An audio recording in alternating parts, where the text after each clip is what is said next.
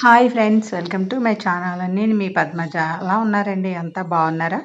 ఈరోజు రెసిపీ వచ్చేసి కరివేపాకు పొడి అండి. చాలా మంచిది కదా ఆరోగ్యానికి.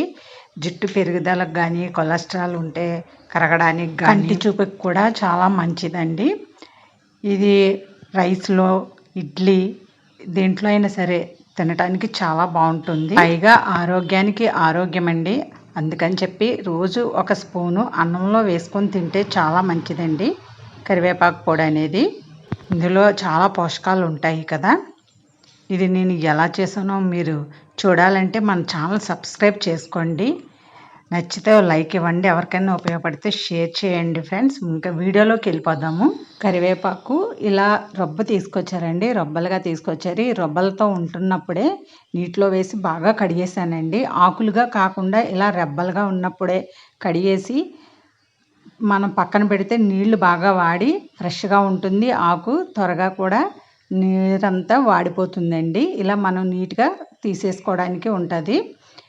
చూడండి, ఇలా తీసేసిన తర్వాత ఎంత పొడిపొడిలాడుతుందో చూసారా. ఇప్పుడు ఇది కొలత వేసుకుందాము. మనము కొలత వేసుకుందామండి. ఇలా ఒక బౌల్ తీసుకుని ఈ బౌల్కి నిండుగా వేసుకోవాలి.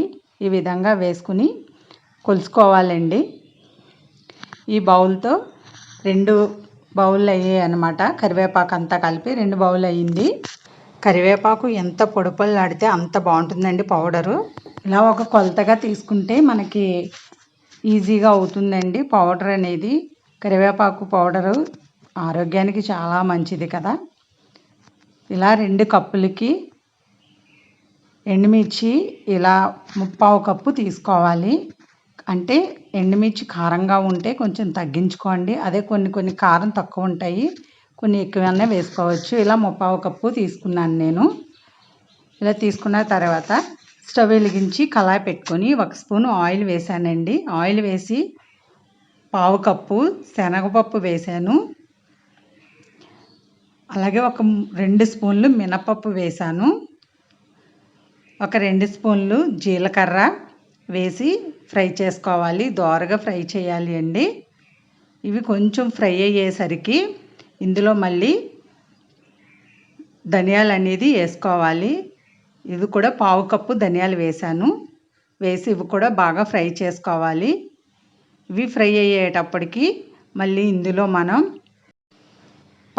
అంటే ఒక 3 స్పూన్లు నువ్వు పప్పు వేసానండి. నువ్వులు మీ ఇష్టం, వేసుకుంటే మంచిది, వేసుకోకపోయినా కూడా బాగుంటుంది కరివేపాకు పొడి అనేది. ఇవి నువ్వులు వేసినప్పుడు చిటపటమంటాయండి. అవసరమైతే మూత పెట్టండి, లేదంటే ఇలా ఫ్రై చేస్తే సరిపోతుంది. స్టవ్ను మాత్రం మీడియం ఫ్లేమ్లోనే ఉంచి ఫ్రై చేయండి, లేదంటే మాడిపోతే టేస్ట్ కూడా మారిపోతుంది. చూడండి, ఇవి ఫ్రై అయిపోయాయి కదా. ఇప్పుడు ఒక ప్లేట్లోకి తీసేసుకుందాం మొత్తం అంతా. ఇలా తీసేసిన తర్వాత అదే కళాయిలో మళ్ళీ 1 స్పూను ఆయిల్ వేసుకోవాలి. ఆయిల్ హీట్ అయిన తర్వాత ఎండుమిర్చి వేసుకోవాలండి. స్టవ్ని మాత్రం లో ఫ్లేమ్లో కానీ మీడియం ఫ్లేమ్లో కానీ పెట్టి ఫ్రై చేయాలి. ఎండుమిరపకాయ కూడా మాడిపోకూడదండి. మాడిందంటే టేస్ట్ మారిపోతుంది. చూడండి, ఇలా దోరగా అయ్యే వరకు ఫ్రై చేయాలి. ఇవి కూడా ఫ్రై అయిన తర్వాత చూడండి, ఈ విధంగా ఫ్రై అయ్యాయి కదా. ఇప్పుడు ఇందులో కరివేపాకు అనేది వేసేసుకోవాలి. వేసేసుకొని కరివేపాకు బాగా క్రిస్పీగా వచ్చేటట్లు కలుపుతూనే ఉండాలి, ఫ్రై చేయాలండి. స్టవ్ మాత్రం మీడియం టు లో ఫ్లేమ్లో మారుస్తూ ఇలా ఫ్రై చేయండి. క్రిస్పీగా అవ్వాలి కరివేపాకు. మరి కలర్ మారిపోయేటట్లు మీరు ఫ్రై చేశారంటే టేస్ట్ అస్సలు బాగోదండి. ఇప్పుడు స్టవ్ ఆఫ్ చేసేసుకొని ఇవి చల్లారబెట్టుకోవాలి. చల్లారిన తర్వాత కరివేపాకు అనేది ఇరిస్తే ఇరిగిపోద్దండి, అంత క్రిస్పీగా వచ్చేస్తాయి. ఇప్పుడు ఒక మిక్సీ జార్ తీసుకుని మిక్సీ జార్లో ముందు కరివేపాకు, ఎండుమిర్చి పౌడర్ చేసేసుకోవాలి. మెత్తగా పౌడర్ చేసుకోవాలండి. ఈ విధంగా చూడండి, మంచి స్మెల్ వస్తుందండి, చాలా బాగుంది. ఇప్పుడు ఇందులో మనం వేయించి పక్కన పెట్టుకున్న ఈ పప్పులు ఇవన్నీ వేసేసుకోవాలి.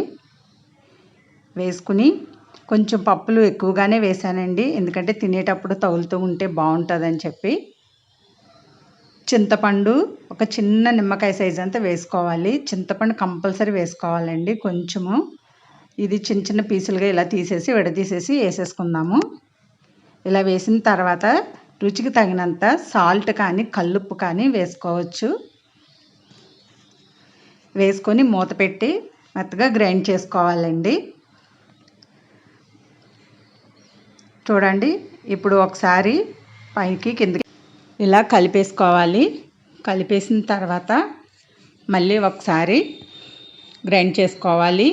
ఇందులో సాల్ట్ సరిపోయిందో లేదో చూసుకుని చాలకపోతే ఈ టైంలో వేసుకోండి. నాకైతే సరిపోయింది.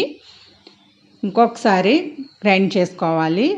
చూడండి, ఇప్పుడు ఇందులో పావు కప్పు వెల్లుల్లి రబ్బలు వేసుకోండి. ఇలా తురుములు తీసేసి వేసేసుకుంటే సరిపోతుంది. వేసుకుని కచ్చాబిచ్చాగానే ఉండాలండి పౌడరు.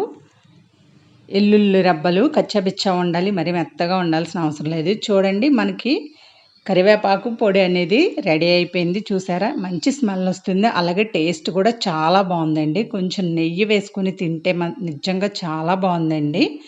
మీరు తప్పకుండా ట్రై చేయండి. మనకు ఆరోగ్యానికి మంచిది. పిల్లలకైనా పెద్దవాళ్ళైనా రోజు అన్నంలో ఒక స్పూన్ వేసుకొని తింటే మంచిదండి. అంతే అండి, రెడీ అయిపోయింది.